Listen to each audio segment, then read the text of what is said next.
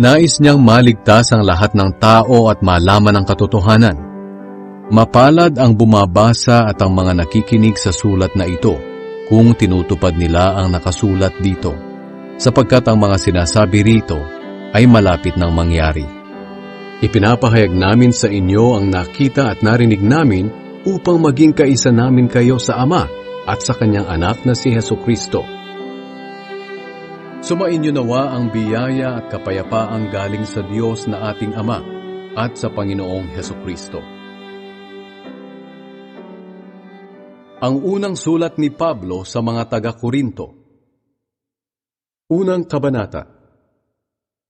Mula kay Pablo na tinawag upang maging apostol ni Kristo Jesus, ayon sa kalooban ng Diyos, kasama si Sostenes na ating kapatid. Mahal kong mga kapatid sa Iglesia ng Diyos diyan sa Korinto. Kayo'y naging kaniya sa inyong pakikipag-isa kay Kristo Jesus. Tinawag niya kayo upang maging banal, kasama ng lahat ng kumikilala sa ating Panginoong Hesukristo saan mang lugar. Siya'y Panginoon nating lahat.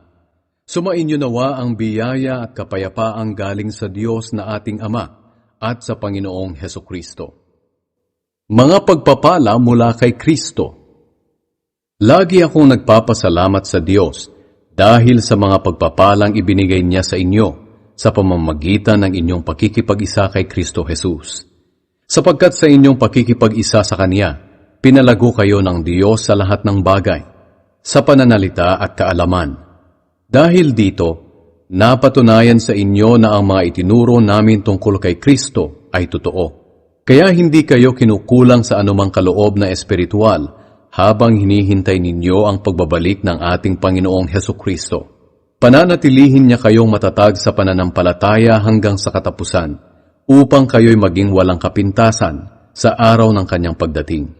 Tapat ang Diyos na tumawag sa inyo upang makipag-isa sa Kanyang anak na si Hesukristo, na ating Panginoon. Dapat magkaisa ang mga mananampalataya. Mga kapatid, nakikiusap ako sa inyo, sa pangalan ng ating Panginoong Hesukristo, na magkaisa kayong lahat, na walang hidwa ang mamagitan sa inyo. Magkaisa kayo sa isip at layunin. Sinasabi ko ito dahil may nagbalita sa akin mula sa tahanan ni Chloe na may mga nag-aalitan sa inyo. Ito ang ibig kong sabihin. Ang iba daw sa inyo ay nagsasabi, kay Pablo ako. Ang iba naman ay, kay Apolos ako. May iba ring nagsasabi, kay Pedro ako. At ang iba naman ay, kay Kristo ako. Bakit?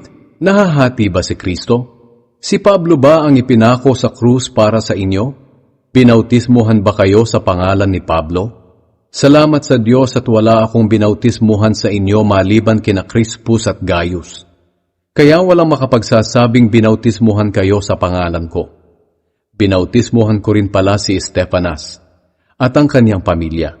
Maliban sa kanila, wala na akong natatandaang binautismuhan ko, sapagkat hindi ako isinugo ni Kristo upang magbautismo, kundi upang mangaral ng magandang balita, at hindi ko ito ginagawa sa pamamagitan ng mahusay na pananalita at karunungan ng tao, upang hindi mawalan ng kapangyarihan ang pagkamatay ni Kristo sa krus. Si Kristo ang kapangyarihan at karunungan ng Diyos. Ang mensahe ng pagkamatay ni Kristo sa krus ay kamangmangan para sa mga napapahamak. Ngunit sa mga naliligtas, ito'y kapangyarihan ng Diyos. Sapagkat sinasabi ng kasulatan, sisirain ko ang karunungan ng marurunong, at ipapawalang saysay ko ang katalinuhan ng matatalino. Ano ngayon ang kabuluhan ng marurunong, ng mga tagapagturo ng kautusan, at ng mahuhusay sa debate sa panahong ito? Hindi ba't ipinakita ng Diyos na ang karunungan ng mundo ay kamangmangan? Sapagkat sa karunungan ng Diyos, hindi niya pinahintulot na makilala siya ng tao sa pamamagitan ng karunungan ng mundong ito. Mas minabuti ng Diyos na iligtas ang mga tao sa pamamagitan ng kanilang pananampalataya sa ipinangangaral na magandang balita, na ayon sa iba ay kamangmangan lamang. Ang mga Hudyo ay ayaw maniwala hanggat walang nakikitang himala, at ang mga Griego naman ay humahanap ng sinasabi nilang karunungan. Ngunit kami naman ay ipinapangaral ang Kristo na ipinako sa krus, bagay na hindi matanggap ng mga Hudyo, at isang kamangmangan para sa mga hindi Hudyo. Ngunit para sa mga tinawag ng Diyos, Hudyo man o hindi, si Kristo ang siyang kapangyarihan at karunungan ng Diyos. Sapagkat ang inaakala ng tao na kamangmangan ng Diyos ay higit pa sa karunungan ng tao, at ang inaakala nilang kahinaan ng Diyos ay higit pa sa kalakasan ng tao. Mga kapatid, isipin ninyo kung ano ang inyong kalagayan nang tawagin kayo ng Diyos. Iilan lamang sa inyo ang masasabing matalino sa paningin ng mundo, at iilan lamang ang makapangyarihan o nagmula sa mga kilalang angkan. Ngunit pinili ng Diyos ang mga itinuturing ng mundo na mangmang upang hiyain ang marurunong. Pinili ng Diyos ang mga itinuturing ng mundo na mahihina upang hiyain ang malalakas. At pinili ng Diyos ang mga itinuturing ng mundo na mababa at walang halaga upang mapawalang halaga ang itinuturing ng mundo na mahalaga. Kaya walang makakapagmalaki sa harap ng Diyos. Dahil sa Kanya tayo'y na kay Kristo Jesus. Si Kristo ang karunungan ng Diyos para sa atin. Sa pamamagitan niya itinuring tayo ng Diyos na matuwid, ibinukod para sa Kanya, at tinubos sa ating mga kasalanan. Kaya gaya ng sinasabi sa kasulatan, ang gustong magmalaki, ipagmalaki lamang ang ginawa ng Diyos. Ikalawang kabanata. Ang kamatayan ni Kristo sa krus. Mga kapatid, nang pumunta ako riyan upang ipahayag ang lihim na plano ng Diyos, hindi ako gumamit ng malalalim na pananalita o karunungan, sapagkat ipinasya ko na wala akong ipangangaral sa inyo, kundi si Hesukristo lang, at ang kanyang pagkapako sa krus. Pumunta ako riyan na may kahinaan, at nanginginig pa sa takot. At nang mangaral ako sa inyo, hindi ako gumamit ng matatamis na pananalita, batay sa karunungan ng tao, upang kumbinsihin kayo. Sa halip, pinatunayan ng banal na Espiritu ang aking pangangaral sa pamamagitan ng kanyang kapangyarihan. Nang sa ganoon, hindi nakasalalay sa karunungan ng tao ang inyong pananampalataya, kundi sa kapangyarihan ng Diyos. Kung sa bagay, nagtuturo rin kami ng mga malalalim na karunungan sa mga matatag na sa pananampalataya. Ngunit ang karunungang ito'y hindi mula sa karunungan ng mundong ito, o sa mga namumuno sa mundong ito na nakatakda ng malipol. Ang karunungang sinasabi ko ay ang karunungan ng Diyos na kanyang inilihim noon. Ito'y itinalagan niya para sa ating karangalan, bago pa man niya likhain ang mundo. Ang karunungang ito ay hindi naunawaan ng mga namumuno sa mundong ito, sapagkat kung naunawaan nila, hindi sana nila ipinako sa krus ang dakilang Panginoon. Ganito nga ang sinasabi ng kasulatan, wala pang taong nakakita, nakarinig, o nakaisip sa mga bagay na inihanda ng Diyos para sa mga nagmamahal sa Kanya. Ngunit ang mga bagay na ito'y ipinahayag na sa atin ng Diyos sa pamamagitan ng Kanyang Espiritu. Sapagkat ang lahat ng bagay ay nalalaman ng Espiritu, maging ang mga malalalim na kaisipan ng Diyos. Hindi ba't walang nakakaalam sa iniisip ng isang tao maliban sa kanyang sariling Espiritu? Ganoon din naman walang nakakaalam sa iniisip ng Diyos, maliban sa kanyang Espiritu. At ang Espiritu na ito ng Diyos ang tinanggap nating mga mananampalataya, hindi ang Espiritu ng mundong ito, upang maunawaan natin ang mga pagpapalang ibinigay sa atin ng Diyos. Kaya nga ipinangangaral namin ang mga bagay na ito sa pamamagitan ng mga salitang mula sa banal na Espiritu, at hindi mula sa karunungan ng tao. Ipinangangaral namin ang espiritual na mga bagay sa mga taong pinananahanan ng Espiritu. Ngunit sa taong hindi pinananahanan ng Espiritu ng Diyos, hindi niya tinatanggap ang mga aral mula sa Espiritu, dahil para sa Kanya, ito'y kamangmangan, at hindi niya ito nauunawaan, dahil ang mga bagay na ito'y mauunawaan lamang sa tulong ng Espiritu. Sa taong pinananahanan ng Espiritu, nauunawaan niya ang mga bagay na ito, ngunit hindi naman siya maunawaan ng mga tao na hindi pinananahanan ng Espiritu ng Diyos. Ayon nga sa sinasabi ng kasulatan, sino ba ang nakakaalam ng isip ng Panginoon? Sino ba ang makakapagpayo sa Kanya? Ngunit tayo, taglay natin ang pag-iisip ni Kristo, kaya nakakaunawa tayo.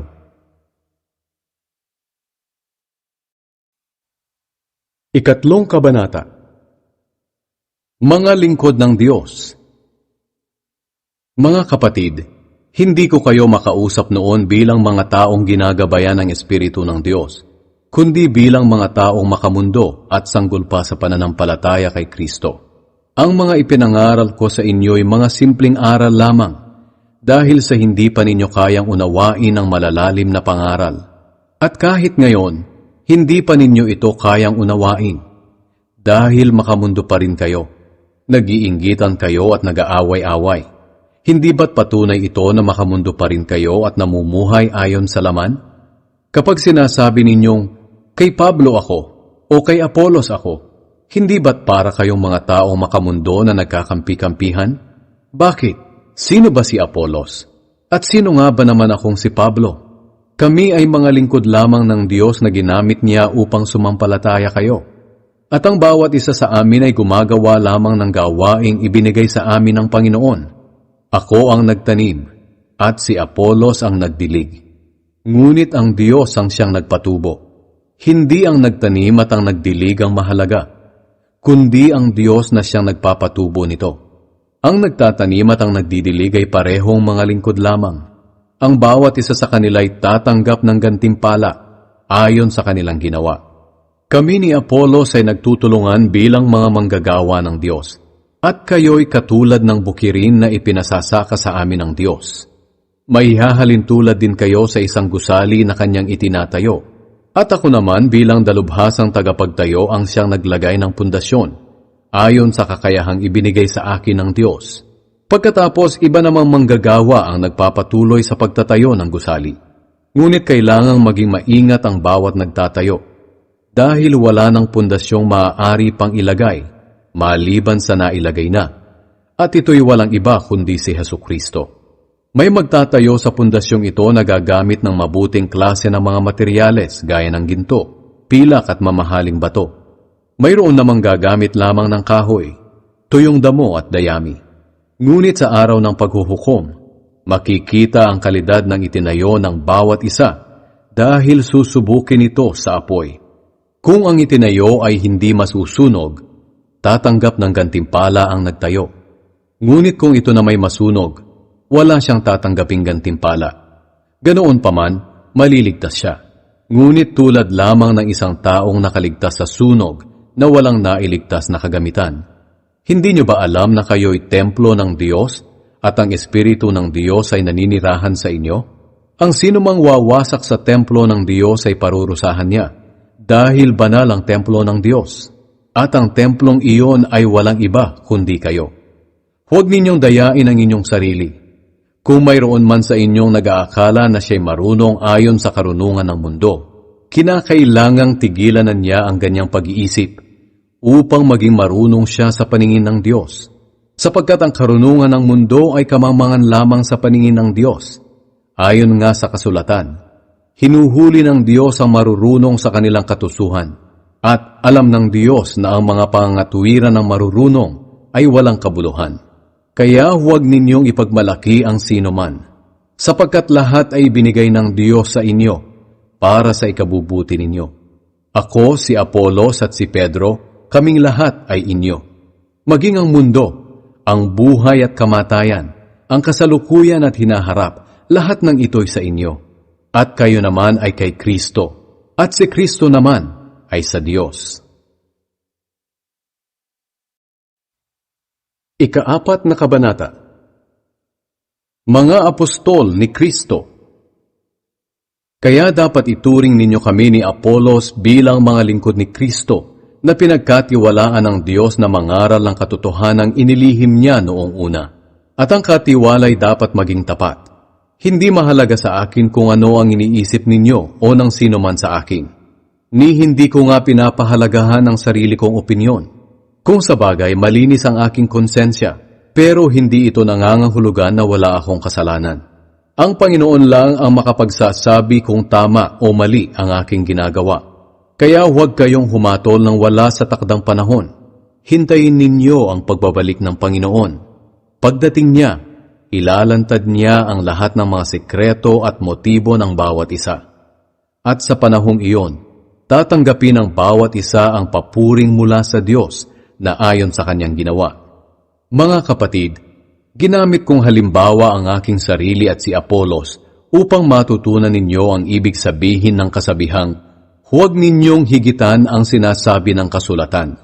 Kaya huwag ninyong ipagmalaki ang isa at sabihing mas mabuti siya kaysa sa iba. Bakit sinasabi ninyong nakakahigit kayo sa iba? Ano ba ang mayroon kayo na hindi nagmula sa Diyos? Kung ang lahat ng nasa inyo ay nagmula sa Diyos, bakit nagmamalaki kayo na parang galing mismo sa inyo ang mga ito? Inaakala ninyo na nasa inyo na ang lahat ng inyong kailangan, na mayayaman na kayo at naghahari na sa kaharian ng Diyos nang wala kami. Sana nga'y naghahari na kayo nang makapaghari naman kaming kasama ninyo. Sa tingin ko, kaming mga apostol ay ginawa ng Diyos na parang pinakahamak sa lahat ng tao. Para kaming mga taong nahatulan ng mamatay, na ipinaparada sa harap ng buong mundo, sa mga tao at pati sa mga anghel. Dahil sa pangangaral namin tungkol kay Kristo, itinuturing kaming mga hangal. Ngunit kayo naman ay nag-aakalang marurunong dahil na kay Kristo kayo. Kami ay mahihina at sa palagay ninyo ay malalakas kayo. Iginagalang kayo ng mga tao habang kami naman ay hinahamak. Maging sa oras na ito, kami ay nagugutom at nauuhaw, hindi makapanamit ng maayos, pinagmamalupitan at walang matuluyan. Nagtatrabaho kami ng husto upang mabuhay. Kung nilalait kami ng mga tao, pinagpapala namin sila. Kung kami ay inuusig, tinitiis na lang namin ito. Kung kami ay sinisiraan, mahinahon kaming sumasagot. Hanggang ngayon itinuturing kaming mga basura sa mundo. Hindi ko sinusulat ang mga ito upang ipahiya kayo, kundi upang paalalahanan kayo bilang mga minamahal kong mga anak. Sapagkat kahit marami ang nag-aalaga sa inyong pamumuhay Kristiyano, iisa lamang ang inyong ama sa pananampalataya. At ako ang inyong ama. Dahil naging anak ko kayo sa pananampalataya kay Kristo Jesus sa pamamagitan ng magandang balita na ipinangaral ko sa inyo. Kaya nakikiusap ako na tularan ninyo ako sa aking pamumuhay. At dahil nga rito pinapapunta ko riyan si Timoteo, ang aking minamahal at tapat na anak sa Panginoon. Ipapaalala niya sa inyo ang tungkol sa pamumuhay ko kay Kristo Jesus, na siya ring itinuturo ko sa lahat ng iglesia saan mang lugar. Ang ilan sa inyo ay nagmamataas na, dahil akala nila'y hindi na ako pupunta riyan. Ngunit kung loloobin ng Panginoon, pupunta ako riyan sa lalong madaling panahon. At titingnan ko kung ano ang magagawa ng mga tao riyan na mayayabang magsalita. Sapagkat malalaman natin kung ang isang tao ay pinaghaharian ng Diyos sa pamamagitan ng kanyang mga gawa, at hindi sa salita lamang. Ngayon, ano ang gusto ninyo? Darating ako ng galit sa inyo o darating ng mahinahon at may pag-ibig?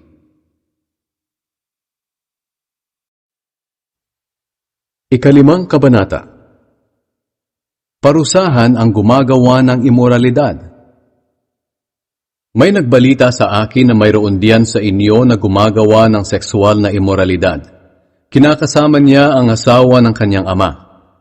Ito'y masahol pa sa ginagawa ng mga taong hindi kumikilala sa Diyos, dahil maging sila ay hindi gumagawa nito. At sa kabila ng pangyayaring ito, nagawa pa ninyong magyabang. Dapat sana ay naghinagpis kayo, at pinalayas na ninyo sa inyong grupo ang gumagawa nito. Kahit na wala ako riyan ng personal, nariyan naman ako sa Espiritu. At sa pangalan ng ating Panginoong Hesukristo, hinatulan ko na ang taong iyon. Kaya sa pagtitipon ninyo, isipin ninyo na parang nariyan na rin ako sa Espiritu. At sa kapangyarihang ibinigay sa atin ng ating Panginoong Hesukristo, ipaubaya ninyo kay Satanas ang taong iyon, upang mapahamak ang kanyang katawan at maligtas ang kanyang espiritu sa araw ng paghuhukom ng Panginoon. Hindi tama ang pagyayabang ninyo. Hindi nyo ba alam ang kasabihang, ang kaunting pampaalsa ay nakakapagpaalsa sa buong masa ng harina? Kaya alisin ninyo ang lumang pampaalsa na walang iba kundi ang kasalanan, upang maging bago at malinis kayo. Sa katunayan, nilinis na kayo dahil inialay si Kristo para sa atin. Tulad siya ng tupang iniaalay tuwing pista ng paglampas ng anghel. Kaya ipagdiwang natin ang pistang ito, hindi sa pamamagitan ng tinapay na may lumang pampaalsa, kundi ng tinapay na walang pampaalsa, na ang ibig sabihin ay talikuran na natin ang dati nating mga kasalanan at kasamaan, at mamuhay na tayo ng malinis at tapat. Sumulat ako sa inyo noon na huwag kayong makikisama sa mga immoral. Hindi ko tinutukoy dito ang mga taong hindi sumasampalataya sa Diyos, ang mga immoral, sakim, magnanakaw at sumasamba sa Diyos-Diyosan. Dahil kung iiwasan ninyo sila, kinakailangan nyo talagang umalis sa mundong ito. Ang tinutukoy ko na huwag ninyong pakikisamahan ay ang mga nagsasabing sila'y mga kapatid sa Panginoon, pero mga immoral, sakim, sumasamba sa Diyos-Diyosan, mapanlait, lasenggo at magnanakaw. Ni huwag kayong makisalo sa kanila sa pagkain. Kung sa bagay, ano ba ang karapatan nating husgahan ng mga hindi mananampalataya? Ang Diyos na ang huhusga sa kanila. Ngunit tungkulin ninyo na husgahan ng mga kapatid kung tama o mali ang kanilang ginagawa. Dahil sinasabi ng kasulatan, paalisin ninyo sa inyong grupo ang taong masama. Ika-6 na kabanata. Demanda laban sa kapatid sa Panginoon. Kapag may reklamo ang isa sa inyo laban sa kanyang kapatid, bakit dinadala niya ito sa hukom na hindi sumasampalataya sa Diyos? Dapat dalhin niya ito sa mga sumasampalataya sa Diyos. Hindi niyo ba alam na sa mga huling araw tayong mga banal ang hahatol sa mga tao sa mundo? At kung kayo ang hahatol sa mga tao sa mundo, wala ba kayong kakayahang hatulan ng maliliit na bagay na iyan? Hindi niyo ba alam na tayo ang hahatol sa mga anghel? At kung kaya nating gawin ito, mas lalong kaya ninyong ayusin ang mga alitan sa buhay na ito. Kaya kung mayroon kayong mga alitan, bakit dinadala pa ninyo ito sa mga taong hindi kinikilala ng iglesia? Mahiya naman kayo. Wala na ba talagang marurunong sa inyo na may kakayahang umayos ng mga alitan ng mga mananampalataya? Ang nangyayari, nagdedemandahan ng mga magkakapatid sa Panginoon at sa harapan pa ng mga hindi mananampalataya. Kayo mismo ang talo sa pagkakaroon ninyo ng mga kaso laban sa isa't isa. Bakit hindi na lang ninyo tiisin ang mga gumagawa ng masama at nandaraya sa inyo? Ngunit ang nangyayari, kayo pa mismo ang gumagawa ng masama at nandaraya. At ginagawa ninyo ito mismo sa inyong kapatid sa Panginoon. Hindi nyo ba alam na hindi magmamana ng kaharian ng Diyos ang masasama? Huwag kayong palilinlang, sapagkat kailanmay hindi magmamana ng kaharian ng Diyos ang mga immoral, sumasamba sa Diyos-Diyosan, nangangalunya, nakikipagrelasyon sa kapwa lalaki o babae, magnanakaw, sakim, lasenggo, mapanlait at mandarambong. At ganyan nga ang ilan sa inyo noon. Ngunit nilinis na kayo sa inyong mga kasalanan, at ibinukod na kayo ng Diyos para maging Kanya. Itinuring na kayong matuwid dahil sa Panginoong Hesukristo at sa Espiritu ng ating Diyos. Maaaring may magsabi sa inyo ng ganito, pwede kong gawin ang kahit ano. Totoo iyan. Ngunit hindi lahat ng bagay ay nakakabuti sa inyo. Kaya kahit pwede kong gawin ang kahit ano, hindi naman ako paaalipin dito. Maaari rin namang sabihin ng iba, ang pagkain ay ginawa para sa tiyan, at ang tiyan ay para sa pagkain. Totoo iyan. Ngunit darating ang araw na pareho itong sisirain ng Diyos. Ang katawan ay hindi para sa sexual na imoralidad, kundi para sa paglilingkod sa Diyos. At ang Diyos ang nag-iingat nito. Ang katawan natin muling bubuhayin ng Diyos sa huling araw, tulad ng ginawa niya sa ating Panginoon. Hindi ba tayong mga mananampalataya ay bahagi ng katawan ni Kristo?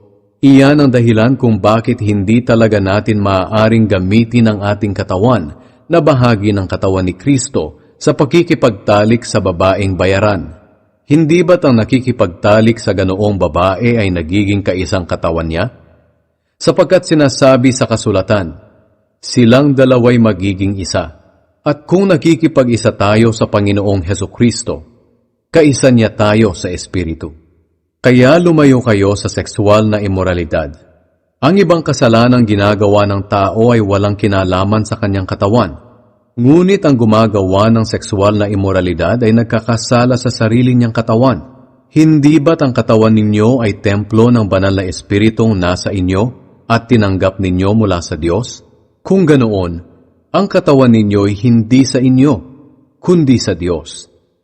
Dahil tinubos kayo ng Diyos sa napakalaking halaga, kaya gamitin ninyo ang inyong katawan sa paraang ikapupuri ng Diyos. Ikapitong Kabanata. Tungkol sa pag-aasawa. Ngayon, ito naman ang masasabi ko tungkol sa mga bagay na isinulat ninyo sa akin. Mas makabubuti sa isang lalaki kung hindi na lang mag-aasawa. Ngunit dahil sa marami ang natutuksong gumawa ng sexual na imoralidad, mas mabuti pa na mag-asawa na lang ang bawat lalaki o babae. Dapat tuparin ng lalaki ang kanyang tungkulin sa kanyang asawa, at ganoon din naman ang babae, sapagkat ang lalaki ay may karapatan sa katawan ng kanyang asawa, at ganoon din naman ang babae sa kanyang asawa. Kaya huwag ninyong ipagkait ang pagsiping sa inyong asawa. Maliban na lamang kung napagkasunduan ninyong ipagpaliban ito, upang mailaan ninyo ang inyong mga sarili sa pananalangin. Ngunit pagkalipas ng inyong pinagkasunduan, magsiping na uli kayo, dahil baka hindi na kayo makapagpigil at matukso kayo ni Satanas. Ang sinasabi ko ay hindi isang utos, kundi mungkahi lamang. Kung pwede lang, gusto ko sanang kayong lahat ay maging katulad ko na walang asawa. Ngunit may kanya-kanyang kaloob sa atin ng Diyos, at hindi ito pare-pareho. Ngayon, ito naman ang masasabi ko sa mga wala pang asawa at sa mga byuda. Mas mabuti kung magpatuloy na lang kayo sa kalagayan ninyong iyan. Ngunit kung hindi kayo makapagpigil sa inyong sarili, mag-asawa na lang kayo. Mas mabuti na ito kaysa sa magkasala kayo, dahil sa matinding pagnanasa ng laman. Ngayon, sa inyong mga may asawa, may utos ako na sinabi mismo ng Panginoon. Hindi dapat hiwalayan ng lalaki ang kanyang asawa, at ganoon din naman ang babae sa kanyang asawa. Ngunit kung hihiwalay ang babae sa kanyang asawa, dapat manatili siyang walang asawa, o di kaya'y bumalik na lang sa kanyang asawa. Sa iba naman, ito ang masasabi ko. Ito'y opinyon ko lang, walang sinabi ang Panginoon tungkol dito. Kung ang isang mananampalatayang lalaki ay may asawa na hindi mananampalataya na gusto namang magsama sila, hindi niya dapat hiwalayan ang babae. At kung ang isang babae naman ay may asawang hindi mananampalataya na gusto namang magsama sila, hindi niya dapat hiwalayan ang lalaki. Sapagkat ang lalaking hindi mananampalataya ay tinatanggap ng Diyos dahil sa kanyang mananampalatayang asawa.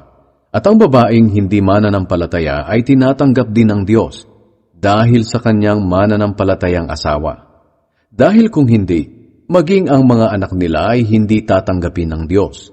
Ngunit ang totoo, tinatanggap din sila ng Diyos. Ngunit kung gustong humiwalay ng asawang hindi mananampalataya, hayaan siyang humiwalay. Sa ganitong pangyayari ay wala ng pananagutan ang mananampalatayang asawa dahil tinawag tayo ng Diyos upang mamuhay ng mapayapa.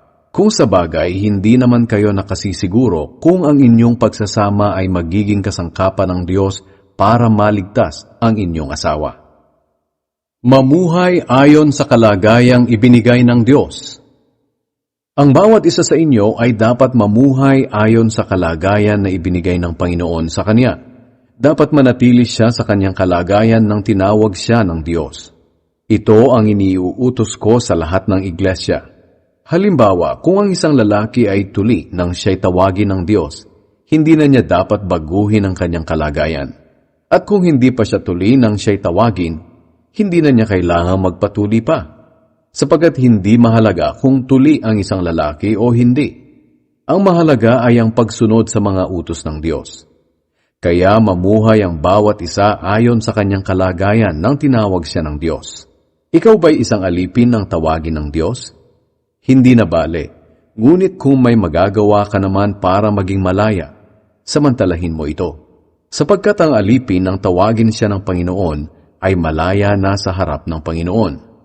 Ang tao namang malaya nang tawagin siya ay alipin na ngayon ni Kristo. Binili kayo ng Diyos sa malaking halaga, kaya huwag kayong basta magpaalipin sa tao. Kaya nga mga kapatid, mamuhay ang bawat isa sa inyo ayon sa kanyang kalagayan nang tawagin siya ng Diyos. Tungkol sa mga walang asawa at mga byuda. Ngayon, tungkol naman sa mga walang asawa, wala akong utos mula sa Panginoon. Ngunit bilang isang mapagkakatiwalaan dahil sa awa ng Diyos, ito ang aking masasabi. Dahil sa mga kahirapan ngayon, mas mabuti kung magpatuloy na lang kayo sa inyong kalagayan. Kaya kung ikaw ay may asawa na, huwag mong hihiwalayan ang iyong asawa. At kung ikaw naman ay wala pang asawa, mas mabuti na huwag ka na lang mag-asawa. Ngunit kung mag-asawa ka man, hindi ka nagkasala. At kung mag-asawa ang isang dalaga, hindi rin siya nagkasala. Kaya ko lang sinasabi sa mga wala pang asawa na manatili na lang na ganoon dahil gusto kong maiwasan nila ang mga hirap ng buhay may asawa. Ang ibig kong sabihin mga kapatid, maikli na lang ang natitirang panahon. Kaya ang mga may asawa ay dapat nang mamuhay na parang walang asawa. Ang mga umiiyak naman na parang hindi umiyak. Ang mga nagagalak na parang hindi nagagalak. At ang mga bumibili na parang hindi bumibili para sa sarili. Ang mga gumagamit ng mga bagay dito sa mundo ay hindi dapat mawili sa mga bagay na ito. Dahil ang mga bagay sa mundong ito ay lilipas. Gusto ko sanang maging malaya kayo sa mga alalahanin sa mundong ito. Kung ang isang lalaki ay walang asawa, ang pinagkakaabalahan niya ay ang mga gawain ng Panginoon at kung paano siya magiging kalugod-lugod sa kanya. Ngunit ang lalaking may asawa ay abala sa mga bagay dito sa mundo, kung paano niya mapapaligaya ang kanyang asawa. Dahil dito, hati ang kanyang isipan. Ganoon din naman sa mga babae. Kung ang isang babae walang asawa, ang pinagkakaabalahan niya ay ang paglilingkod sa Panginoon at nais niyang ilaan ang kanyang buong buhay sa paglilingkod sa Kanya. Ngunit ang babaeng may asawa ay abala sa mga bagay dito sa mundo, kung paano niya mapapaligaya ang kanyang asawa. Sinasabi ko lamang ito para sa inyong kabutihan. Hindi ko kayo pinagbabawalang mag-asawa. Gusto ko lamang hanggat maaari ay maging maayos at walang hadlang ang inyong paglilingkod sa Panginoon. Ngayon, tungkol naman sa mga magkasintahan.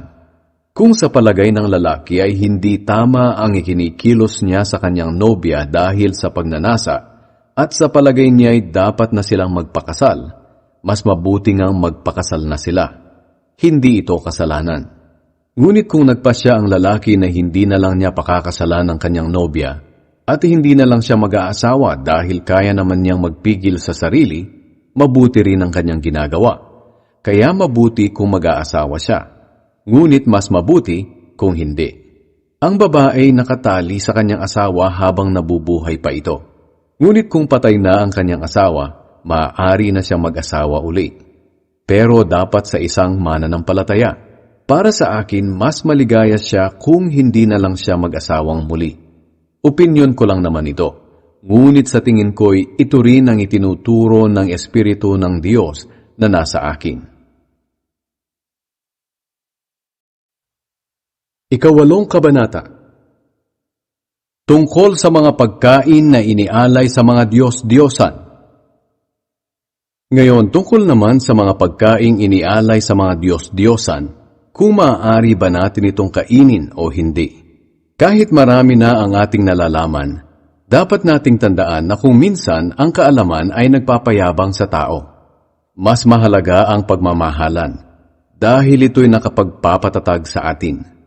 Ang taong nag-aakala na marami na siyang alam ay kulang pa rin talaga sa kaalaman. Ngunit ang taong nagmamahal sa Diyos ay siyang kinikilala ng Diyos na Kanya. Kaya kung tungkol sa mga pagkaing inialay sa mga Diyos-Diyosan, alam natin na ang mga Diyos-Diyosang ito'y hindi totoong Diyos dahil iisa lamang ang Diyos. At kahit na sinasabi ng iba na may mga Diyos sa langit at sa lupa, at marami ang mga tinatawag na mga Diyos at mga Panginoon, para sa atin iisa lamang ang Diyos. Ang ating Ama na lumikha ng lahat ng bagay at nabubuhay tayo para sa Kanya. At may iisang Panginoon lamang, si Hesukristo. Sa pamamagitan niya ay nilikha ang lahat ng bagay, at sa pamamagitan din niya ay nabubuhay tayo ngayon. Ngunit may mga mananampalataya na hindi pa alam ang katotohanan ito. Ang iba sa kanila ay sumasamba noon sa mga Diyos-Diyosan, kaya hanggang ngayon, kapag kumakain sila ng mga pagkaing inialay sa mga Diyos-Diyosan, naiisip nila na parang kasama na sila sa pagsamba sa mga Diyos-Diyosan. At dahil sa kakaunti pa lang ang kaalaman nila, nagkakasala sila sa kanilang konsensya. Kung sa bagay, ang pagkain ay walang kinalaman sa ating kaugnayan sa Diyos. Walang mawawala sa ating kaugnayan sa Diyos kung hindi tayo kakain, at wala rin naman tayong mapapala kung kumain man tayo. Ngunit kahit na malaya kayong kumain ng kahit ano, mag-ingat kayo, dahil baka iyan ang maging dahilan ng pagkakasala ng mga taong may hina pa sa kanilang pananampalataya. Halimbawa, may kapatid kang hindi pa nakakaunawa sa katotohanan ito, at ikaw na nakakaunawa ay nakita niyang kumakain sa templo ng mga Diyos-Diyosan. Hindi ba't mahihikayat din siyang kumain ng mga pagkaing inialay sa mga Diyos-Diyosan kahit na para sa kanya ay isa itong kasalanan? Dahil sa iyong kaalaman, napapahamak ang iyong kapatid na mahina pa sa pananampalataya, na kung tutuusin ay namatay din si Kristo para sa kanya. At sa ganitong paraan ay nagkasala ka na rin kay Kristo. Dahil nagkasala ka sa iyong kapatid na mahina pa ang pananampalataya sa pag-udyok mo sa kanya na gumawa ng bagay na labag sa kanyang kalooban.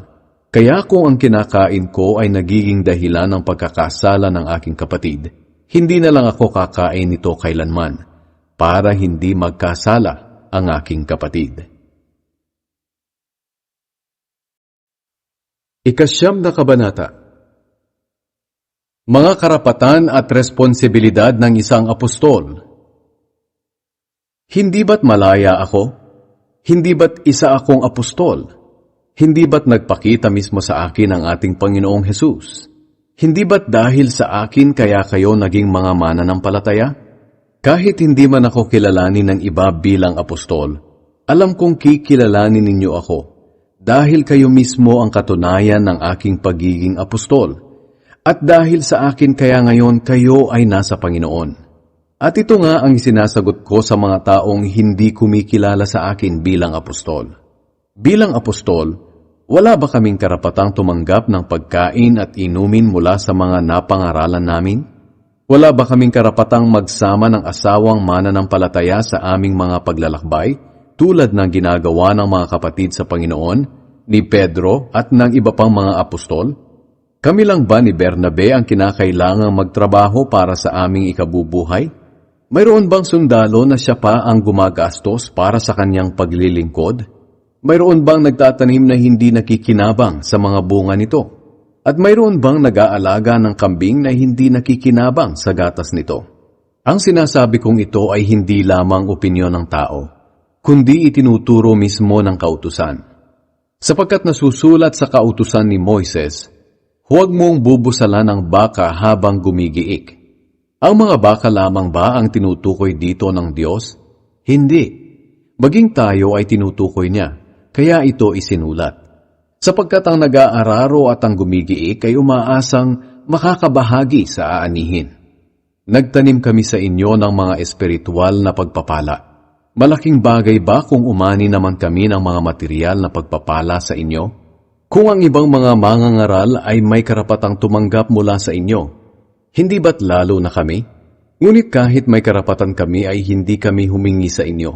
Tiniis namin ang lahat upang sa ganoon ay walang maging hadlang sa pagpapalaganap ng magandang balita tungkol kay Kristo. Hindi nyo ba alam na ang mga naglilingkod sa templo ay tumatanggap ng pagkain mula sa templo? At ang mga naglilingkod sa altar ay tumatanggap din ng parte sa mga bagay na inialay sa altar.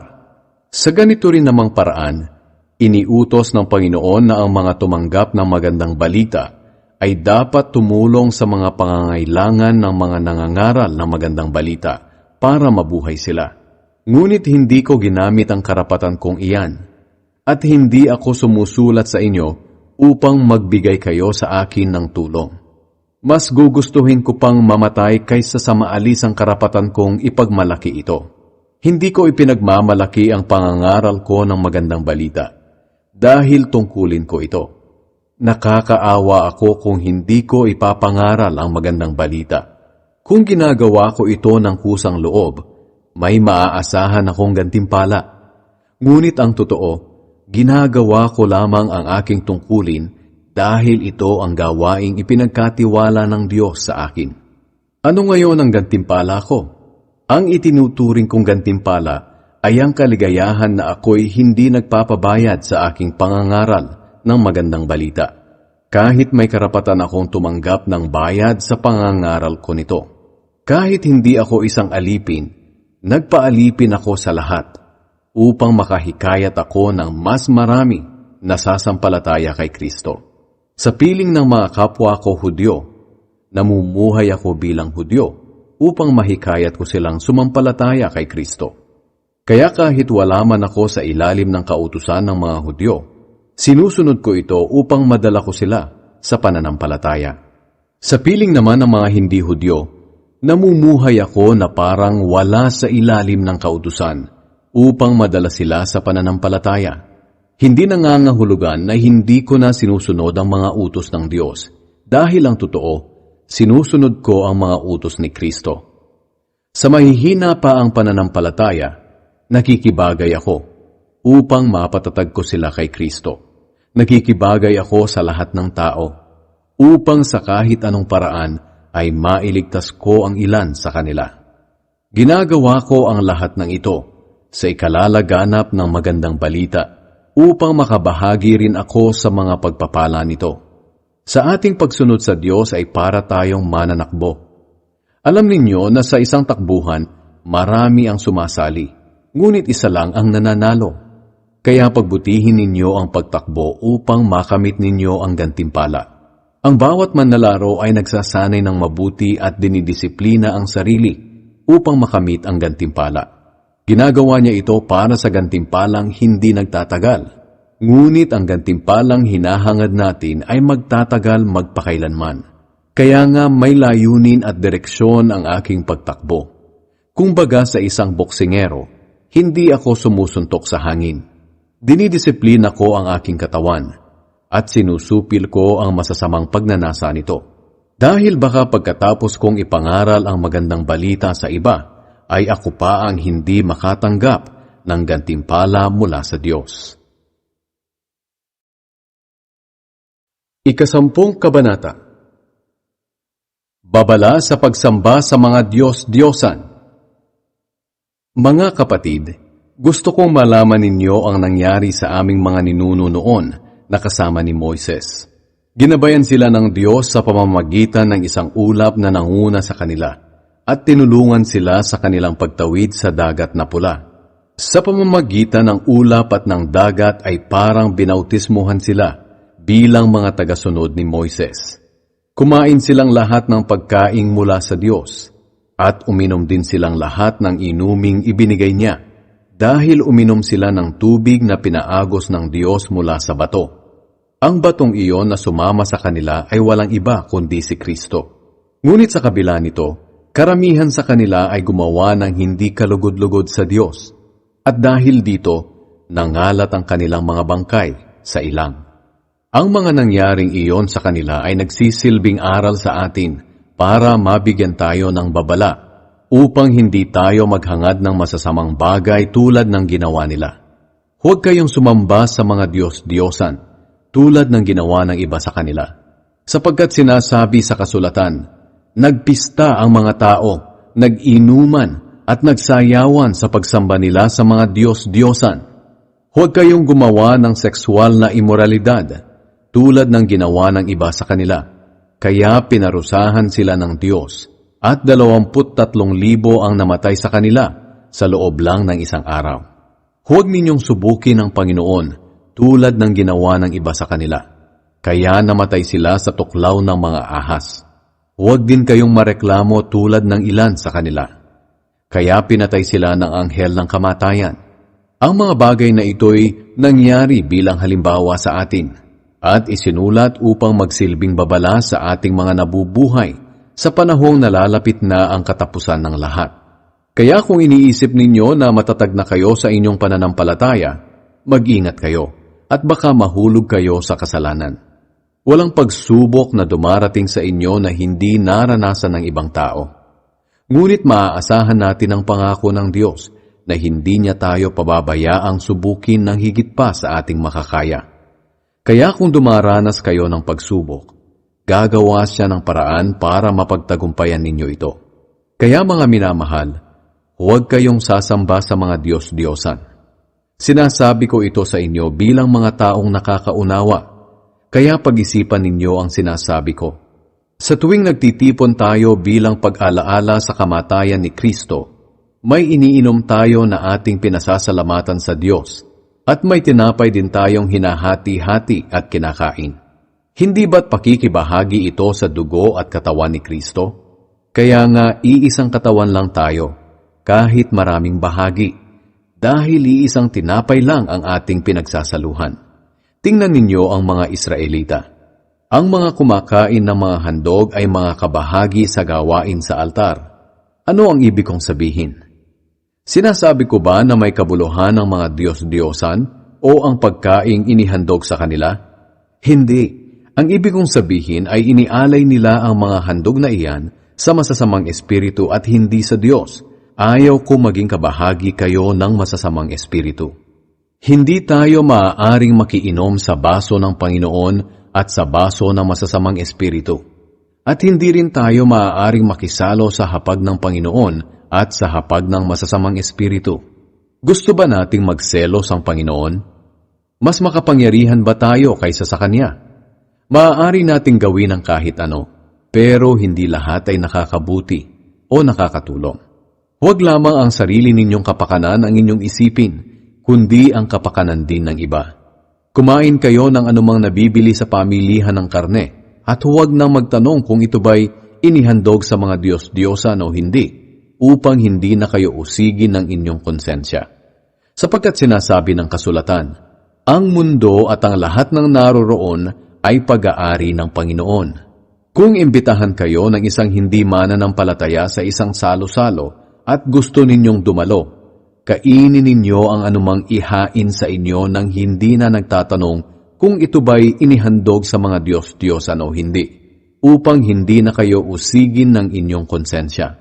Ngunit kung sinabihan kayo na ang pagkain ay inihandog sa mga Diyos-Diyosan, huwag na kayong kumain, alang-alang sa nagsabi nito sa inyo, upang walang mabalis ang konsensya. Hindi ang inyong konsensya ang ibig kong tukuyin, kundi ang konsensya ng inyong kapwa. Maaaring sabihin ng iba sa inyo, bakit ko hahadlangan ang gusto ko dahil lang sa konsensya ng iba? Bakit ako susumbatan sa pagkain ko ng isang bagay na ipinagpasalamat ko naman sa Diyos? Ito ang maisasagot ko riyan. Ano man ang inyong gawin, kumain man o uminom, gawin ninyo ang lahat sa ikapupuri ng Diyos. Huwag kayong gagawa ng kahit anong makakatisod sa pananampalataya ng mga Hudyo o hindi Hudyo o sa Iglesia ng Diyos. Sundin ninyo ang aking ginagawa. Sinisikap ko na sa lahat ng aking ginagawa ay matutulungan ko ang lahat. Hindi ang sarili kong kapakanan ang aking iniisip, kundi ang kapakanan ng iba upang maligtas sila. Ika-11 Kabanata. Kaya nga, tularan ninyo ako, gaya ng pagtulad ko kay Kristo. Ang pagtatakip sa ulo kapag sumasamba.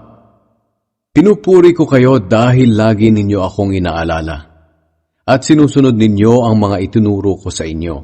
Ngayon, gusto kong malaman ninyo na si Kristo ang ulo ng bawat lalaki, at ang lalaki ang siya namang ulo ng babae, at ang Diyos naman ang ulo ni Kristo.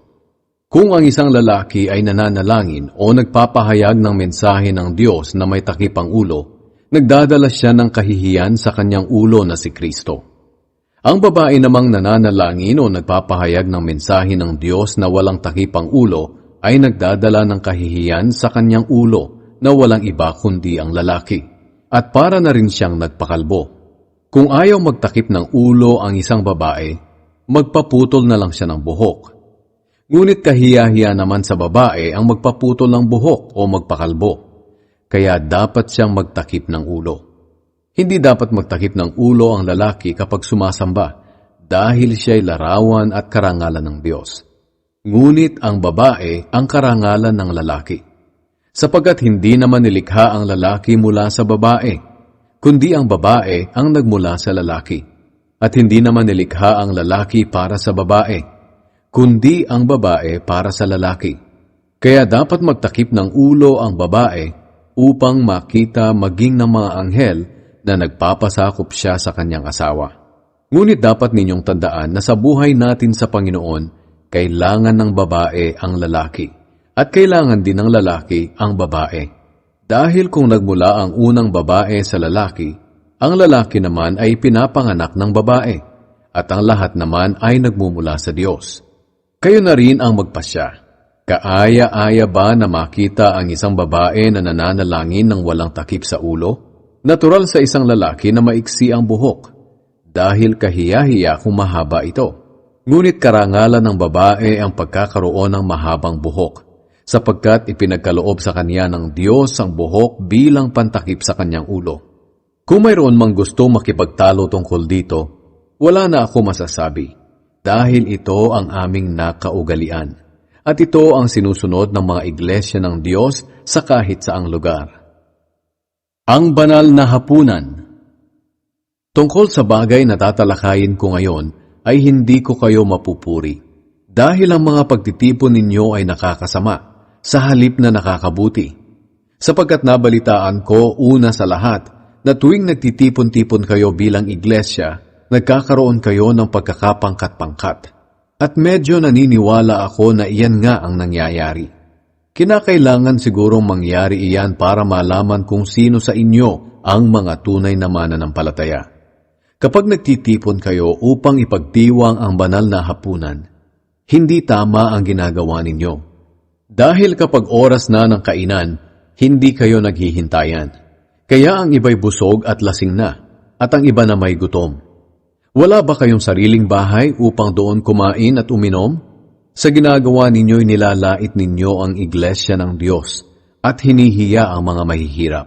Ano ngayon ang gusto ninyong gawin ko? Purihin kayo? Aba, hindi. Ito ang turo na ibinigay sa akin ng Panginoon at itinuturo ko naman sa inyo. Noong gabing traidorin ng Panginoong Hesus, kumuha siya ng tinapay.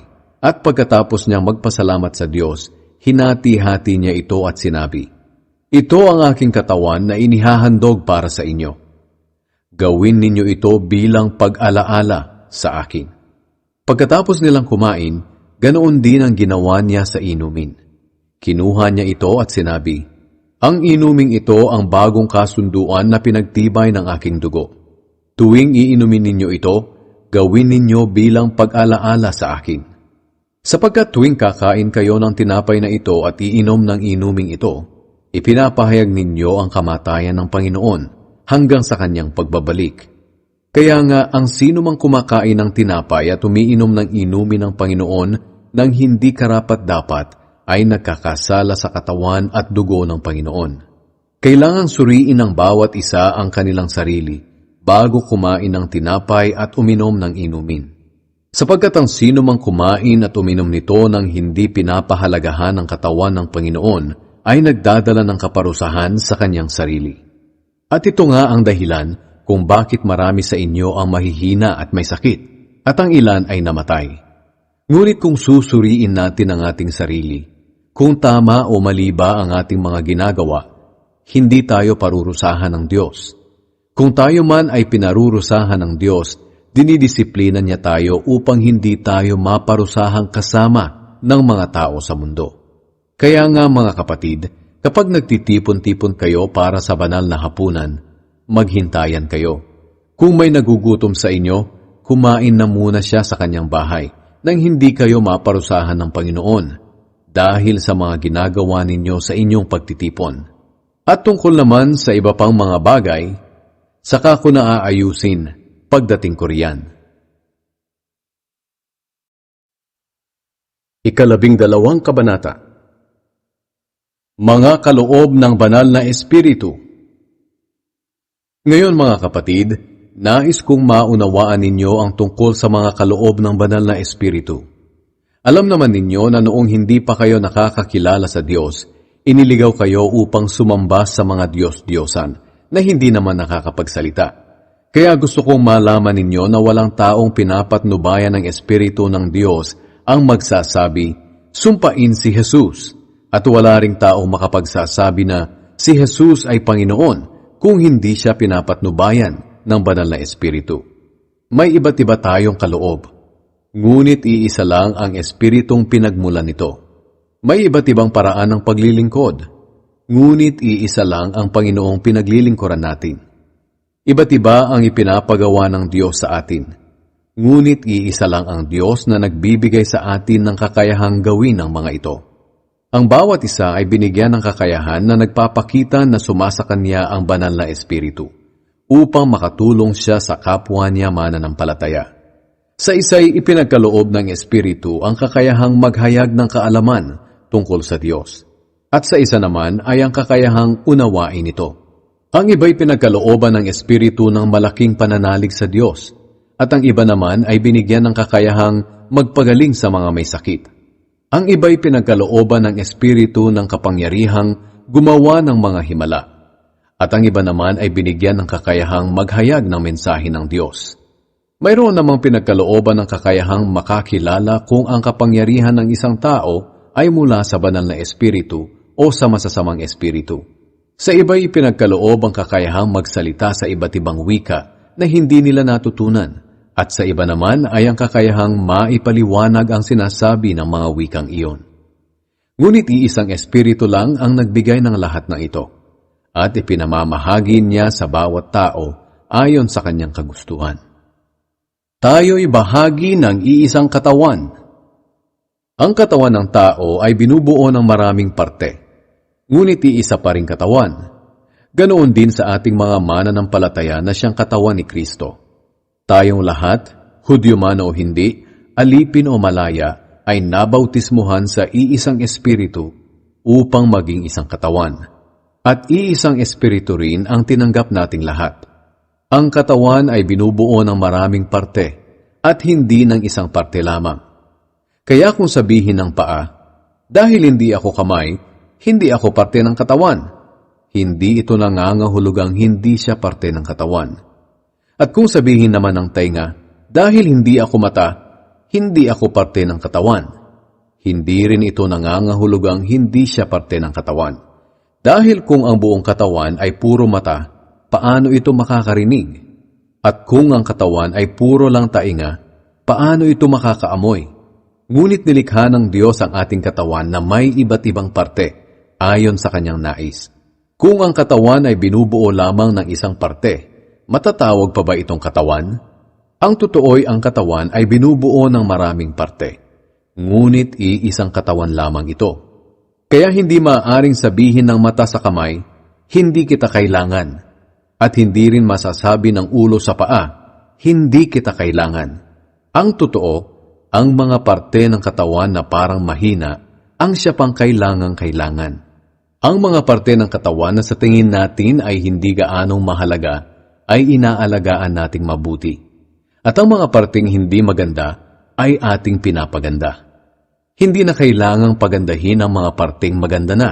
Ganoon din nang isaayos ng Diyos ang ating katawan. Binigyan niya ng karangalan ng mga parteng hindi gaanong marangal upang hindi magkaroon ng pagkakahati-hati, kundi pagmamalasakit sa isa't isa. Kaya kung nasasaktan ang isang parte ng katawan, ang ibang parte ay nasasaktan din. At kung ang isang parte ay pinararangalan, ang ibang parte ay natutuwa rin. Kayong lahat ang bumubuo ng katawan ni Kristo, at ang bawat isa'y parte ng kanyang katawan. At sa katawang ito na walang iba kundi ang Iglesia, naglagay ang Diyos ng mga sumusunod. Una, mga apostol. Pangalawa, mga propeta. Pangatlo, mga guro. Naglagay din siya ng mga gumagawa ng mga himala, mga nagpapagaling sa mga may sakit, mga matulungin, mga tagapangasiwa, at mga nagsasalita sa iba't ibang wika na hindi nila natutunan. Alam naman natin na hindi lahat ay apostol, Hindi lahat ay propeta o guro. Hindi lahat ay may kapangyarihang gumawa ng mga himala, magpagaling ng mga may sakit, makapagsalita sa iba't ibang wika na hindi nila natutunan o magpaliwanag nito. Ngunit sikapin ninyong makamtan ang mas mahalagang mga kaloob. At ngayon ay ituturo ko sa inyo ang pinakamabuti sa lahat. 13 Kabanata. Ang pag-ibig. Kung makapagsalita man ako sa iba't ibang wika ng mga tao at ng mga anghel, ngunit wala naman akong pag-ibig, para lang akong batingaw na umaalingaw-ngaw o pompyang na tumataginting. Kung may kakayahan man akong maghayag ng mensahe ng Diyos at may pangunawa sa lahat ng lihim na katotohanan at lahat ng kaalaman, at kung mailipat ko man ang mga bundok sa laki ng aking pananampalataya, ngunit wala naman akong pag-ibig, wala akong kabuluhan. At kahit ipamigay ko man ang lahat ng aking ari-arian at ialay pati aking katawan upang sunugin, kung wala naman akong pag-ibig, wala pa rin akong mapapala. Ang taong may pag-ibig ay mapagtiis, mabait, hindi marunong mainggit, hindi hambog o mapagmataas, hindi bastos ang pag-uugali, hindi makasarili, hindi magagalitin o mapagtanim ng sama ng loob sa kapwa, hindi natutuwa sa kasamaan, kundi nagagalak sa katotohanan, matiyaga, laging nagtitiwala, laging may pag-asa at tinitiis ang lahat. May katapusan ang pagpapahayag ng mensahe ng Diyos at ang pagsasalita sa ibang wika na hindi natutunan. Ganoon din ang pagpapahayag ng kaalaman tungkol sa Diyos, ngunit ang pag-ibig ay walang hangganan. Hindi pa ganap ang ating kaalaman, ganoon din ang pagpapahayag natin ng mensahe ng Diyos. Ngunit pagdating ng araw na magiging ganap ang lahat, mawawala na ang anumang hindi ganap. Noong bata pa ako, ang aking pagsasalita, pag-iisip at pangangatwiran ay tulad ng sa bata. Ngunit ngayong ako'y mayroon ng sapat na gulang, iniwan ko na ang mga ugaling bata. Sa ngayon para tayong nakatingin sa malabong salamin. Ngunit darating ang araw na magiging malinaw ang lahat sa atin. Bahagya lamang ang ating nalalaman sa ngayon. Ngunit darating ang araw na malalaman natin ang lahat, tulad ng pagkakaalam ng Diyos sa atin. 3 bagay ang nananatili, ang pagtitiwala, pag-asa, at pag-ibig. Ngunit ang pinakadakila sa mga ito ay ang pag-ibig. 14 na Kabanata. Ang pagsasalita ng ibang wika na hindi natutunan. Sikapin ninyong makamta ng pag-ibig. Ngunit sikapin din ninyong makamtan ang mga kaloob na espiritual, lalo na ang pagpapahayag ng mensahe ng Diyos. Ang taong nagsasalita sa ibang wika na hindi niya natutunan ay nakikipag-usap hindi sa tao, kundi sa Diyos, dahil wala namang nakakaunawa sa Kanya. Nagsasalita siya ng mga hiwaga sa tulong ng banal na Espiritu. Ngunit ang taong nagpapahayag ng mensahe ng Diyos ay nagsasalita sa mga tao upang sila'y matulungan, mapalago at mapalakas ang loob. Ang nagsasalita sa ibang wika na hindi niya natutunan ay pinatitibay ang kanyang sarili. Ngunit ang nagpapahayag ng mensahe ng Diyos ay nagpapatibay sa iglesia. Gusto ko sanang kayong lahat ay makapagsalita sa ibang wika na hindi natutunan. Ngunit mas ninanais kong makapagpahayag kayo ng mensahe ng Diyos. Sapagkat ang taong nagpapahayag ng mensahe ng Diyos ay mas mahalaga kaysa sa nagsasalita sa ibang wika na hindi natutunan. Maliban na lamang kung ipapaliwanag niya ang kahulugan ng kanyang sinasabi upang mapatibay ang iglesia. Ano ba ang mapapala ninyo mga kapatid kung pumunta ako riyan at magsalita ng ibang wika na hindi ninyo naiintindihan? Wala. Maliban na lang kung magbigay ako sa inyo ng pahayag mula sa Diyos o kaalaman, mensahe o aral. Kahit na ang mga instrumentong walang buhay tulad ng plauta at alpa, kung hindi malinaw ang mga notang tinutugtog, paano malalaman ng nakakarinig kung anong awit ang tinutugtog? At kung hindi malinaw ang tunog ng trumpeta sa mga sundalo, sino maghahanda para sa labanan? Ganito rin sa inyo. Paano makakaunawa ang isang mananampalataya sa sinasabi mo sa ibang wika kung hindi naman niya naiintindihan? Para ka na ring nakikipag-usap sa hangin. Maraming wika sa buong mundo at ang bawat salita nito ay may kahulugan. Ngunit kung hindi ko maintindihan ang sinasabi ng isang tao at hindi rin naman niya ako maintindihan, wala kaming mapapala sa isa't isa. At dahil nga hinahangad naman ninyo ang mga kaloob ng banal na espiritu, pagsikapan ninyong matanggap ang mga kaloob na nagpapatibay sa iglesia. Kaya nga ang taong nagsasalita sa ibang wika na hindi niya natutunan ay manalangin na bigyan din siya ng kakayahang maipaliwanag ito. Kung nananalangin ako sa ibang wika na hindi ko natutunan, nananalangin nga ang aking espiritu. Ngunit hindi naman naiintindihan ng aking isipan. Kung ganoon, ano ang dapat kong gawin? Mananalangin ako at aawit sa pamamagitan ng aking espiritu, kahit hindi ko ito naiintindihan. At mananalangin din ako at aawit sa paraang naiintindihan ng aking isipan. Kung magpapasalamat ka sa Diyos sa pamamagitan ng iyong espiritu lamang at hindi ito maintindihan, paanong makakasagot ng Amen ang iba kung hindi naman nila naiintindihan ang iyong sinasabi? Kahit maayos ang pagpapasalamat mo sa Diyos, kung hindi naman naiintindihan ng iba, hindi ka rin makakapagpatatag sa kanila. Nagpapasalamat ako sa Diyos na nakapagsasalita ako sa iba't ibang wika na hindi natutunan ng higit pa sa inyong lahat. Ngunit sa pagtitipon ng mga mananampalataya, mas makakabuti pa ang magsalita ako ng 5 kataga na naiintindihan upang maturuan ko sila, kaysa sa magsalita ako ng libu-libong kataga sa wikang wala namang nakakaintindi. Mga kapatid, kung tungkol sa mga bagay na ito, huwag kayong mag-isip bata. Kung sa masasamang bagay, maging tulad kayo ng mga batang walang malay sa kasamaan. Ngunit sa pangunawa, mag-isip matanda kayo. Sinasabi ng Panginoon sa kasulatan, magsasalita ako sa mga taong ito sa pamamagitan ng iba't ibang wika at sa pamamagitan ng mga dayuhan, ngunit hindi pa rin sila makikinig sa akin.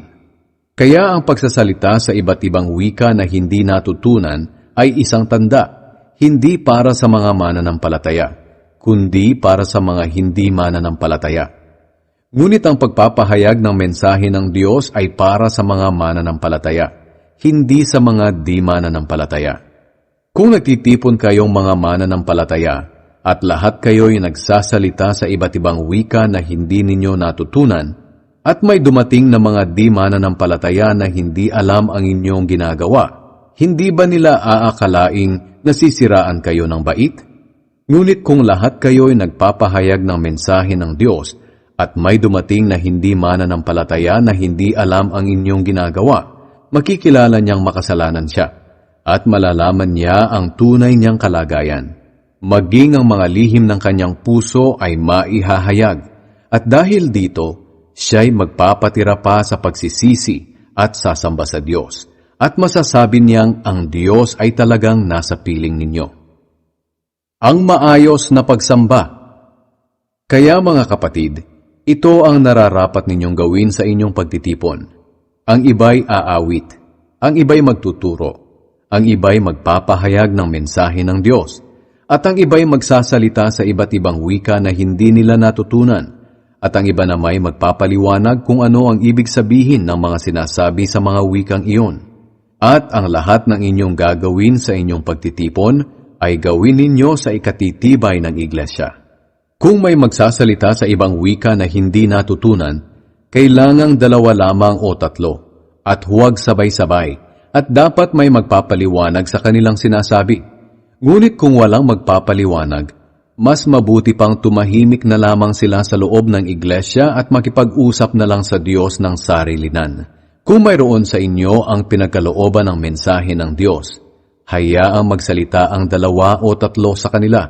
Ang iba na may dapat makinig at unawaing mabuti kung tama o mali ang kanilang sinasabi.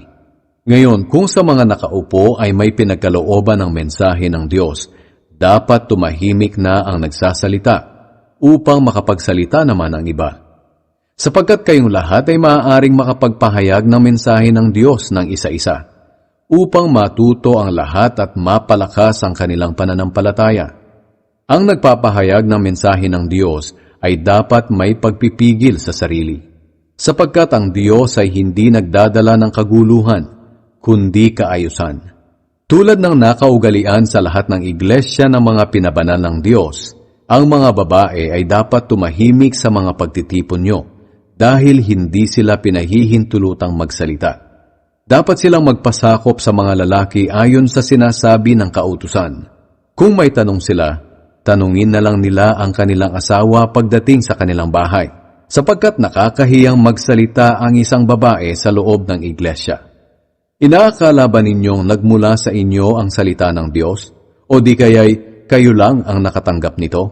Kung mayroon sa inyong nag-aakala na may kakayahan siyang magpahayag ng mensahe ng Diyos o sumasa kanya ang banal na Espiritu, dapat din niyang kilalanin na ang mga sinusulat ko sa inyo'y utos mismo ng Panginoon.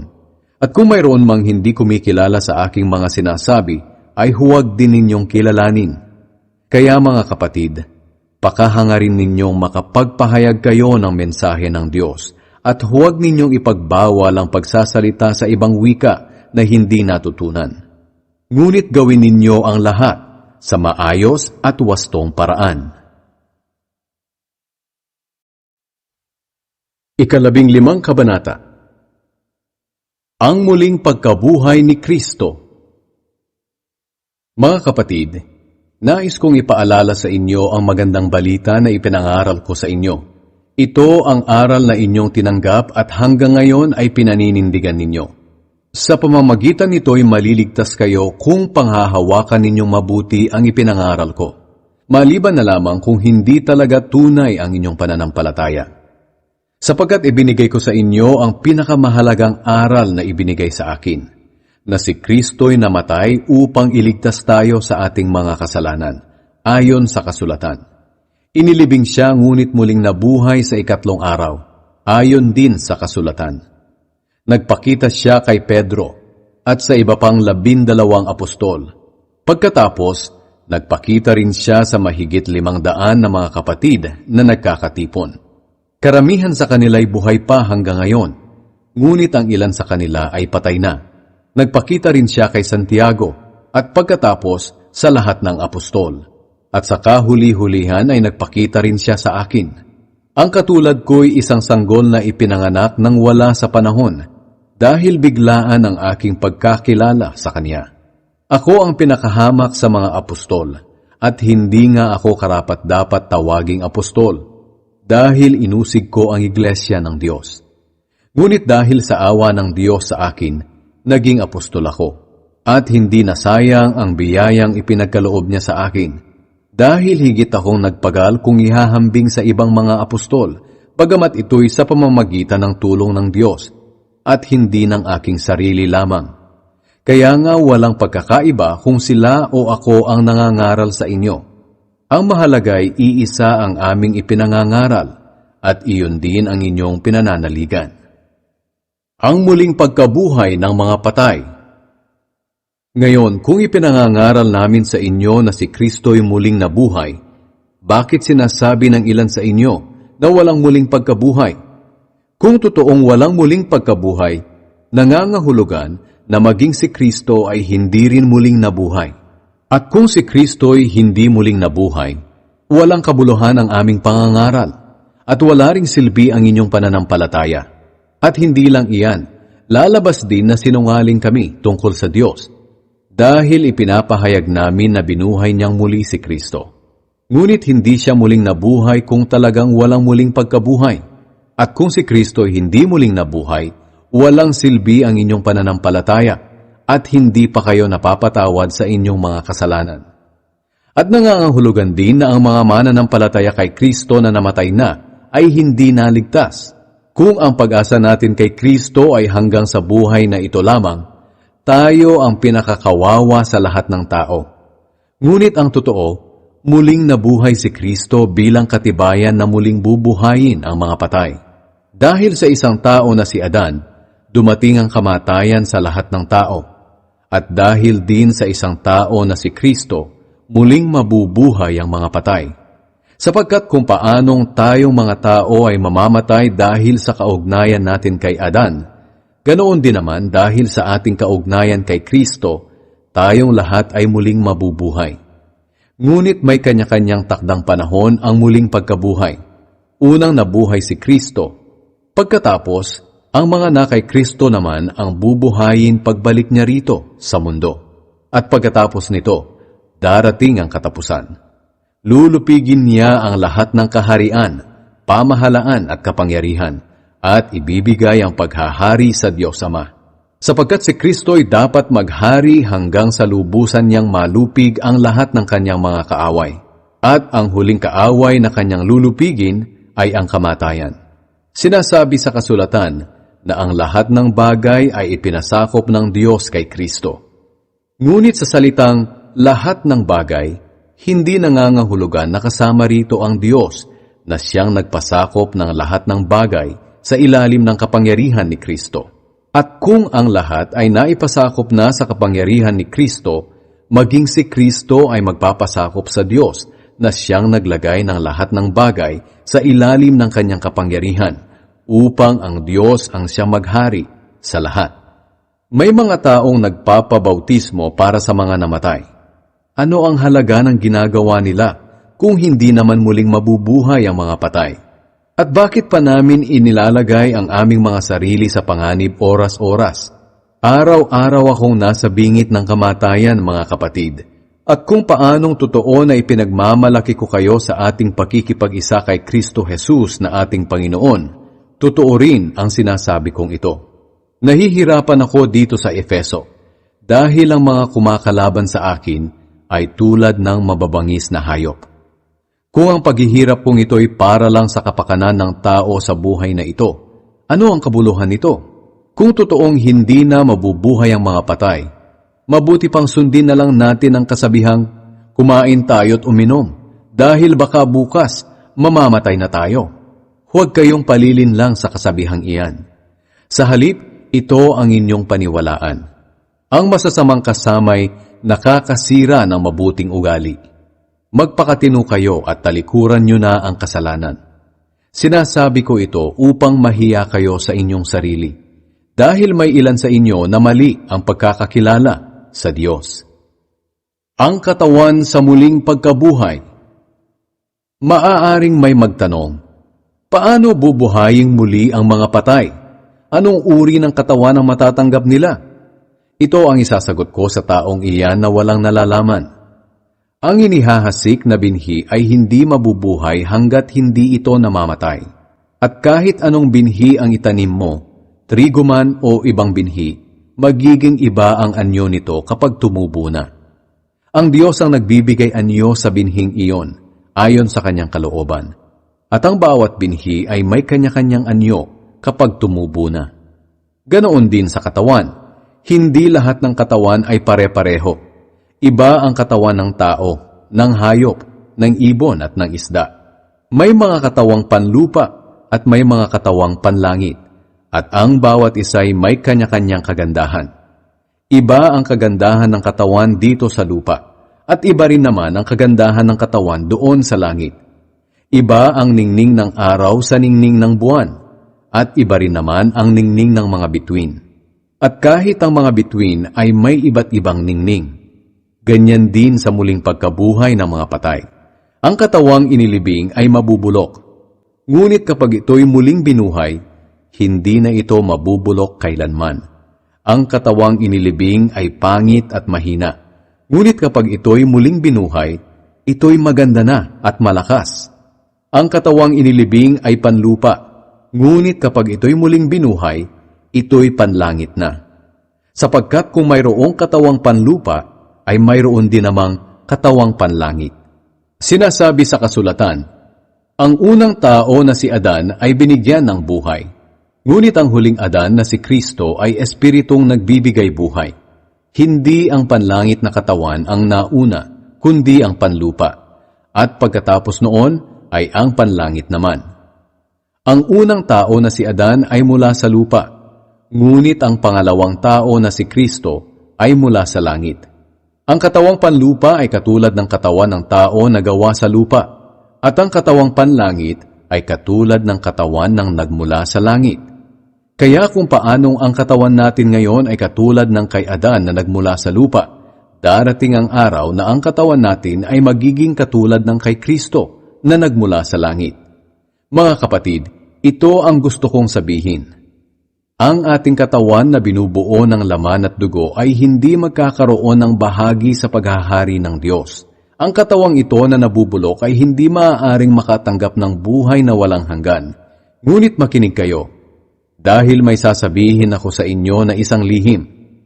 Hindi lahat sa atin ay mamamatay. Ngunit tayong lahat ay bibigyan ng bagong katawan, sa isang iglap, sa isang kisap mata, kasabay ng pagtunog ng huling trompeta. At sa pagtunog ng trompeta ay muling bubuhayin ang mga patay, at bibigyan ng katawang hindi nabubulok. At tayong mga buhay pa ay bibigyan din ng bagong katawan. Sapagkat itong katawan nating nabubulok at namamatay ay dapat mapalitan ng katawang hindi nabubulok at hindi namamatay. At kapag ang katawang ito na nabubulok at namamatay ay napalitan na ng katawang hindi nabubulok at hindi namamatay, matutupad na ang sinasabi sa kasulatan na nalupig na ang kamatayan, ganap na ang tagumpay. Nasaan o kamatayan ang iyong tagumpay? Nasaan na ang iyong kapangyarihan? May kapangyarihan lamang ang kamatayan sa atin dahil sa kasalanan. At may kapangyarihan ang kasalanan sa atin dahil mayroong kautusan. Ngunit salamat sa Diyos dahil binigyan niya tayo ng tagumpay sa mga bagay na ito sa pamamagitan ng ating Panginoong Hesukristo. Kaya nga mga minamahal na kapatid, magpakatatag kayo at huwag manghina sa inyong pananampalataya. Magpakasipag kayo sa gawaing ibinigay sa inyo ng Panginoon dahil alam ninyo na hindi masasayang ang mga paghihirap ninyo para sa Kanya. 16 na kabanata. Tulong para sa mga taga-Hudeya. Ngayon, tungkol naman sa tulong na nalikom para sa mga mananampalataya ng Diyos sa Hudeya, gayahin ninyo ang ipinagawa ko sa mga iglesyang nasa Galacia. Sa bawat linggo, ang bawat isa sa inyo ay maglaan na ng halaga ayon sa inyong kita. At ipunin ninyo ito upang pagdating ko riyan ay nakahanda na ang inyong tulong. Pagdating ko riyan, papupuntahin ko sa Jerusalem ang mga taong pipiliin ninyo na magdadala ng inyong tulong. At gagawa ako ng sulat na magpapakilala sa kanila. At kung kinakailangan ding pumunta ako sa Jerusalem, isasama ko na sila. Mga plano ni Pablo. Tutuloy ako riyan sa Corinto pagkagaling ko sa Macedonia dahil kailangan kong dumaan doon. Maaaring magtagal ako riyan sa inyo. Baka riyan ako magpalipas ng taglamig upang matulungan ninyo ako sa mga pangangailangan ko sa susunod kong paglalakbay, bagamat hindi ko pa alam kung saan ako pupunta. Ayaw kong dadaan lang ako sa inyo. Gusto kong magtagal sa piling ninyo kung loloobin ng Panginoon. Samantala, mananatili ako rito sa Efeso hanggang sa araw ng Pentecostes, dahil nabigyan ako ng magandang pagkakataon upang maisulong ang gawain dito kahit na maraming sumasalungat. Kung dumating diyan si Timoteo, asikasuhin ninyo siyang mabuti upang mapanatag ang kanyang kalooban. Dahil katulad ko rin siyang naglilingkod sa Panginoon. Huwag ninyo siyang hamakin, at sa kanyang pag-alis, tulungan ninyo siya sa kanyang mga pangangailangan, upang makabalik siya agad sa akin. Sapagkat inaasahan ko siya na dumating dito kasama ang iba pang mga kapatid sa pananampalataya. Tungkol naman sa kapatid nating si Apolos, pinakiusapan ko siyang dumalaw diyan kasama ang ilang mga kapatid. Ngunit hindi pa raw sila makakapunta riyan. Dadalaw na lang daw siya kung mayroon siyang pagkakataon. Katapusang tagubilin. Maging listo kayo at magpakatatag sa inyong pananampalataya. Magpakatapang kayo at magpakatibay. At anuman ang inyong gawin, gawin ninyo ng may pag-ibig. Alam ninyong si Stephanas at ang pamilya niya ang unang naging Kristiyano riyan sa Akaya. Inilaan nila ang kanilang mga sarili sa paglilingkod sa mga pinabanal ng Diyos. Kaya nakikiusap ako sa inyo mga kapatid na magpasakop kayo sa kanila at sa lahat ng katulad nila na naglilingkod sa Panginoon. Natutuwa ako sa pagdating ni na Estefanas, Fortunatus at Achaicus, dahil kahit wala kayo rito, nandito naman sila. At ginagawa nila sa akin ang hindi ninyo magawa. Ako'y pinasigla nila, at ganoon din kayo. Pahalagahan ninyo ang mga katulad nila. Kinukumusta kayo ng mga mananampalataya sa lalawigan ng Asya.